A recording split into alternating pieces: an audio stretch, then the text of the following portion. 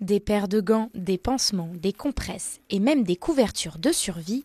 Ce lundi 12 février, c'est dans les locaux de l'Université Savoie-Mont-Blanc à Annecy que ce matériel de secours a été assemblé dans de petites sacoches militaires. Objectif, préparer des kits de survie destinés aux victimes des bombardements en Ukraine. Une opération de soutien menée depuis le 9 février par le collectif local Annecy Solidarité Ukraine et qui doit permettre de sauver des vies sur le front. Ce sont des kits exclusivement dédiés à stopper les hémorragies graves. En fait, c'est vraiment des kits qui sont utilisés en première intention par les secouristes.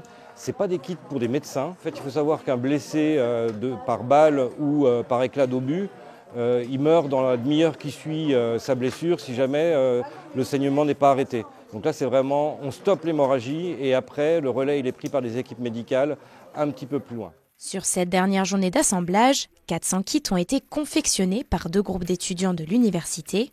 Pour autant, il ne s'agit pas là d'une première pour l'établissement qui s'est associé au projet du collectif depuis le début du conflit. Très vite, on s'est dit, nous on va s'impliquer, on va être lieu de collecte, donc c'est comme ça que tout a démarré.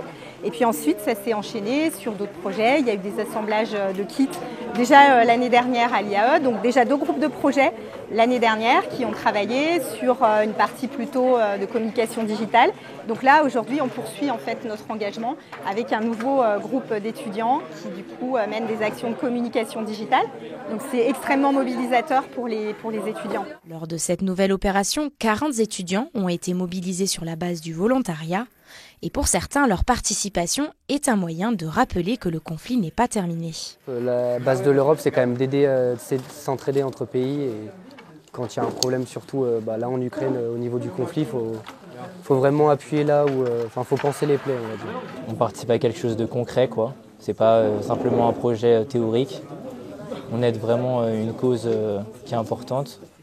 Parce que la guerre, elle continue toujours. Moi, j'aime beaucoup aider les gens et je trouvais justement qu'avec tout ce qui se passe en ce moment, on avait tendance un peu à oublier l'Ukraine, alors que les combats, ils n'ont pas cessé, eux, et je trouve ça important de rappeler aux gens qu'il faut aider le plus de monde qu'on peut. Sur ces 3 journées, 2600 kits de survie ont été assemblés, portant le total à 5000 kits avec ceux déjà expédiés en 2023.